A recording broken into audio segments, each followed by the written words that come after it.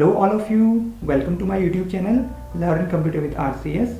Python fundamental की इन videos में हम पाइथन के बिल्ट इन डेटा टाइप्स के बारे में पढ़ रहे हैं, जिसमें अभी तक हमने स्ट्रिंग्स, टपल्स और लिस्ट को डिटेल में समझ लिया है।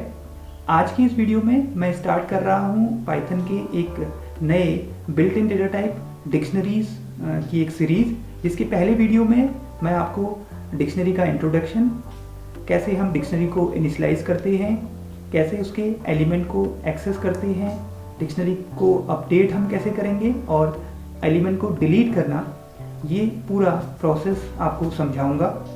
आई होप आपको ये वीडियो पसंद आएगा। तो चलिए स्टार्ट करते हैं अपने वीडियो को। But before starting the video, अगर आप चैनल पर नए हैं तो चैनल को सब्सक्राइब कर लीजिए और नोटिफिकेशन के लिए you can press the bell icon, ताकि आपको लेटेस्ट वीडियोस की जानकारी सबसे पहले मिल जाए। Let's start our video on the topic dictionaries in Python. इस सीरीज की फर्स्ट वीडियो में हम डिक्शनरी के इंट्रोडक्शन की बात करेंगे। तो सबसे पहले जान लेते हैं कि डिक्शनरी क्या होती है। What is your dictionary? हम जानते हैं पाइथन हमें कई सारे तरीके देता है जिसकी मदद से हम अपने डेटा को और बंच ऑफ वैल्यूज़ को कलेक्ट कर सकते हैं एक सिंगल वेरिएबल के अंदर, चाहे वो स्ट्रिंग हो, चाहे वो लिस्ट हो और या टपल हो। इसी तरह पाइथन हमें ऑफर करता है एक built in data type that is known as dictionary. A dictionary in Python is a built in data type use to collect the data in key value pair.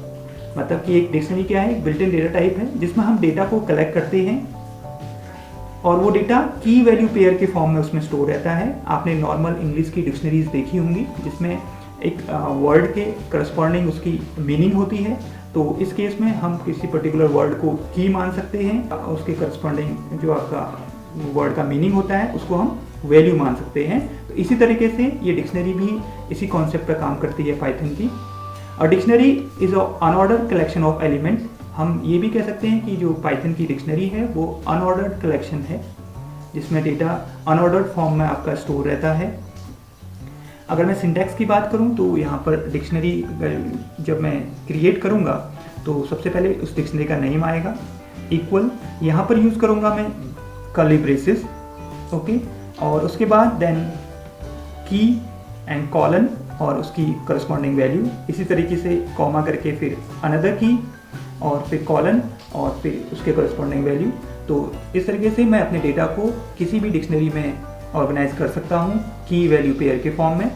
एक example के साथ मैंने यहाँ पर आपको बताया हुआ है। जैसे सपोज मैं एक टीचर्स नाम की एक डिक्शनरी बना रहा हूँ जिसमें मैं ये बता रहा हूँ कि जो रमेश हैं वो कंप्यूटर साइंस पढ़ाते हैं, इसी तरीके से संजय हैं वो मैथ्स पढ़ाते हैं, ललित हैं वो इकोनॉमिक्स पढ़ाते हैं और करण एक टीचर हैं जो सोशियोलॉजी पढ़ाते हैं। तो इसमें मैं देखूंगा कि जो नेम है, नेम ऑफ द स्टूडेंट, ये हो जाएंगे कीज़, और जो वो सब्जेक्ट पढ़ा रहे हैं वो हो जाएंगे उसके करस्पॉन्डिंग वैल्यूज़। ओके, तो इससे मुझे देख के ये पता चल जा रहा है कि मैं ये जान सकता हूँ कि कौन सा टीचर क्या सब्जेक्ट पढ़ा रहा है, और इन्हीं को फिर मैं कीज़ की मदद से इनकी वैल्यूज़ को, करस्पॉन्डिंग वैल्यूज़ को मैं एक्सेस कर सकता हूँ। ये हम आगे सीखेंगे। तो चलिए आगे और बात करते हैं डिक्शनरी में। More about dictionary. Python dictionaries are mutable, we can change the value of a certain key. Python की जो डिक्शनरी होती है वो म्यूटेबल होती हैं। म्यूटेबल और इम्यूटेबल के बारे में हमने पहले डिस्कस किया हुआ है। म्यूटेबल का मतलब है कि हम इसकी वैल्यूज़ को, पाइथन की वैल्यूज़ को क्या कर सकते हैं? चेंज कर सकते हैं। ठीक है, वैल्यू की बात मैंने अभी की थी। जो की के करस्पॉन्डिंग वैल्यू होगी उसको हम चेंज कर सकते हैं with the help of key. Internally dictionary are index on the basis of keys. अभी हमने लिस्ट पढ़ा था, टपल्स पढ़ा था और स्ट्रिंग पढ़ा था। उनमें हमने देखा था कि जब भी हम किसी लिस्ट के अंदर या टपल के अंदर या स्ट्रिंग के अंदर कोई डेटा स्टोर करते हैं तो उसके हर एक डेटा को, एलिमेंट को एक इंडेक्स वैल्यू एलोकेट हो जाती है। ऐसे ही डिक्शनरी में भी जो उसकी कीज़ होती हैं वो डिक्शनरी जो है अपनी कीज़ के अकॉर्डिंग इंडेक्स होती है। The keys of the dictionary must be immutable type such as string or number and or tuple। अभी मैंने बात की थी कि डिक्शनरी क्या है? म्यूटेबल है, लेकिन जो उसकी कीज़ होंगी वो इम्यूटेबल होंगी। उसको हम उनकी कीज़ को हम एज अ स्ट्रिंग बना सकते हैं, एक नंबर ले सकते हैं या एक टपल के फॉर्म में ले सकते हैं।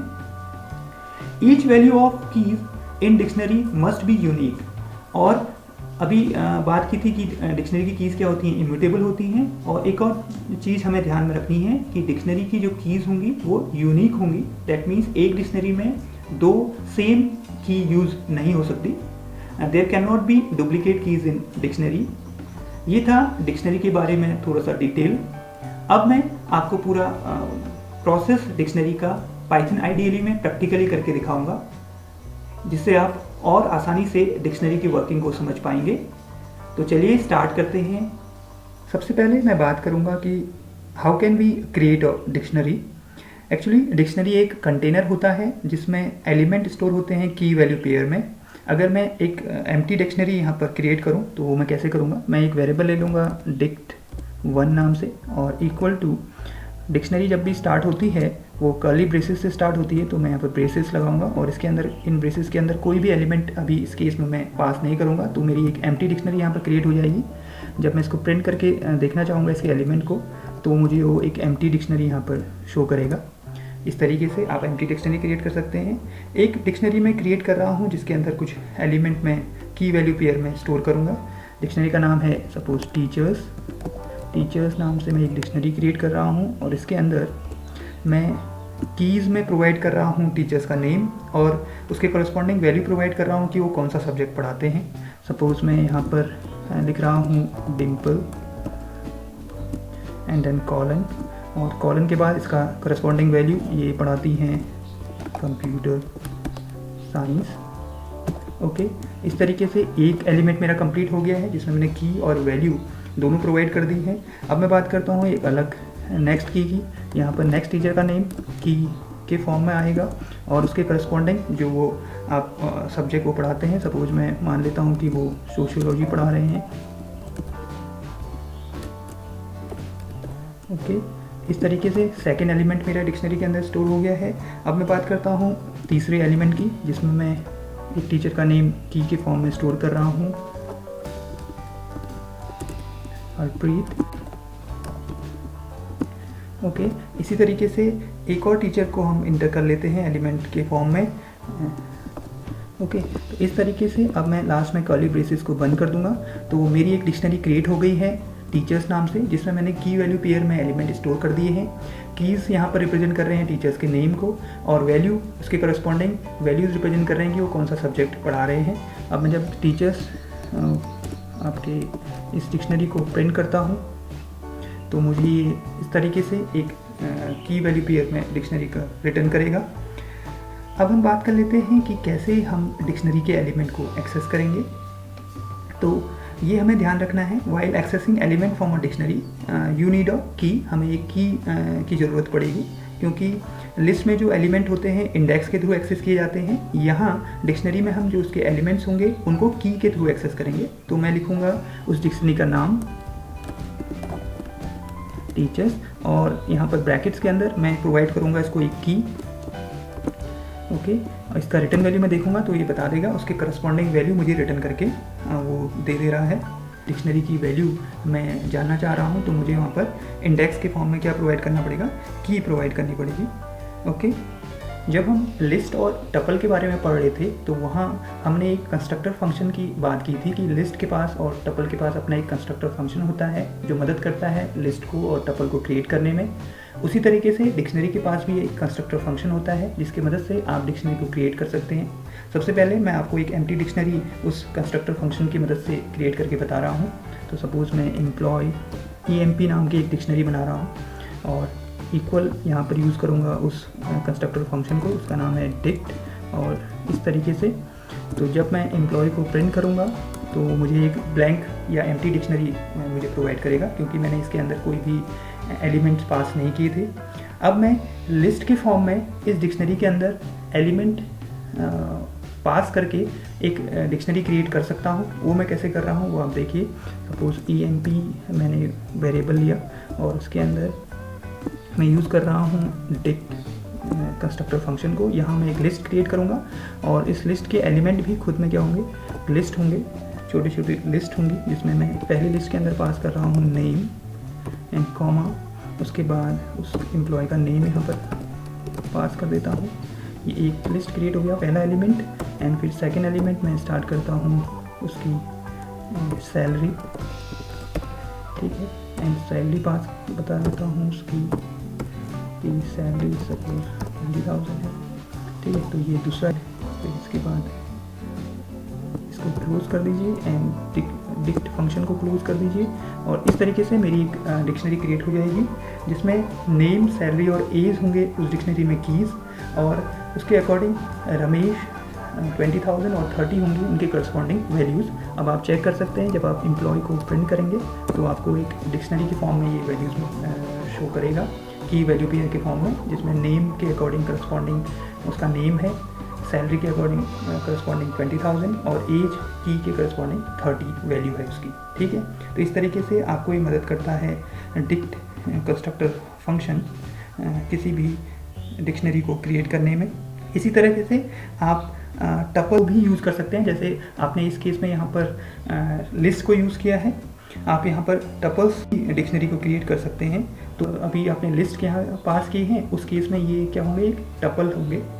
नेम और जो उसकी करस्पॉन्डिंग वैल्यू आपने नेम की वैल्यू पास करी है, ये क्या होंगी, टपल्स के फॉर्म में होंगे। वो भी मैं आपको बता देता हूँ। इसी को हम चेंज कर देते हैं, एम्प्लॉय इक्वल टू डिक्ट, और इसके अंदर अभी मैं एलिमेंट जो है इसके अंदर पास कर रहा हूँ, इस फंक्शन के अंदर आर्ग्यूमेंट जो पास कर रहा हूँ वो टपल्स के फॉर्म में पास कर रहा हूँ। तो इस तरीके से ये आपका एक डिक्शनरी क्रिएट कर देगा। जब आप EMP को देखेंगे तो आपको एक डिक्शनरी यहाँ पर शो होगी जिसमें नेम, सैलरी और एज 3 कीज़ हैं, और कीज़ के अकॉर्डिंग उसकी वैल्यूज़ वो शो कर रहा है, ठीक है। अब बात कर लेते हैं डिक्शनरी में एलिमेंट को कैसे ऐड करेंगे, क्योंकि अभी हमने बात की है कि डिक्शनरी क्या होती है, म्यूटेबल होती है। तो डिक्शनरी के एलिमेंट को कीज़ की मदद से हम चेंज कर सकते हैं। तो सपोज़ मैं इसमें ऐड करना चाहता हूँ एक की के साथ उसकी वैल्यू इंटर करना चाह रहा हूँ, उसका एड्रेस। तो मैं कैसे करूँगा, मैं लिखूँगा यहाँ पर EMP और उसके बाद ब्रैकेट में यहाँ पर लिखूँगा उस की वैल्यू, ओके। की है आपका एड्रेस और इक्वल टू, उसके बाद यहाँ पर आपने एड्रेस में उसका एड्रेस की वैल्यू प्रोवाइड कर दी। सपोज़ वो नैनीताल रहता है, ठीक है। तो इस तरीके से अब आपका जब आप EMP को देखेंगे डिक्शनरी को, तो आपको एक नया एलिमेंट उसमें शो होगा जिसमें एड्रेस तो हो गया उसका की और नैनीताल हो गया उसकी करस्पॉन्डिंग वैल्यू। तो नए एलिमेंट को आप की डिक्शनरी में इस तरीके से ऐड कर सकते हैं। अगर आप किसी एग्जिस्टिंग एलिमेंट को अपडेट करना चाहते हैं तो वो भी आप अपडेट कर सकते। सपोज आप राजेश की जो सैलरी है इसको 30,000 करना चाह रहे हैं, तो आपको क्या लिखना है, आपको जस्ट यहाँ पर लिखना है EMP और इसके अंदर पास कर देना है उस की को जिसको आप अपडेट करना चाहते हैं, और इक्वल टू, उसके बाद उसकी वैल्यू यहाँ पर नई वैल्यू, अपडेटेड वैल्यू आप यहाँ पर पास कर दीजिए इस तरीके से। और जब आप EMP को दोबारा से देखेंगे तो आपको अपडेटेड एलिमेंट वहाँ पर शो होगा। तो इस तरीके से आप डिक्शनरी के एलिमेंट को अपडेट कर सकते हैं। आप डिक्शनरी के एलिमेंट को डिलीट भी कर सकते हैं। डिक्शनरी के एलिमेंट को डिलीट करने के लिए आप यूज़ करते हैं कमांड का, जिसको बोलते हैं DEL, ओके। DEL कमांड, जिसके बारे में हमने टपल में भी बात की थी। तो आपको लिखना है जिस वैल्यू को आप डिलीट करना चाहते हैं उसकी की वैल्यू उसमें पास करनी पड़ेगी। आप लिखिए DEL EMP के बाद यहाँ पर पास कर दीजिए उस की को जिसको आप डिलीट करना चाहते हैं, suppose as,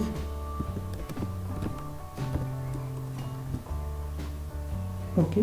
and then enter press करिए और जब होगी तो इस तरीके से आप उसमें डिलीट कर सकते हैं। और भी अलग तरीके हैं। जब हम फंक्शंस की बात करेंगे तो कुछ ऐसे फंक्शंस हैं जिनकी मदद से भी हम डिक्शनरी में डिलीट कर सकते हैं, वो हम आगे बात करेंगे। अब हम बात करेंगे ट्रैवर्सिंग और डिक्शनरी।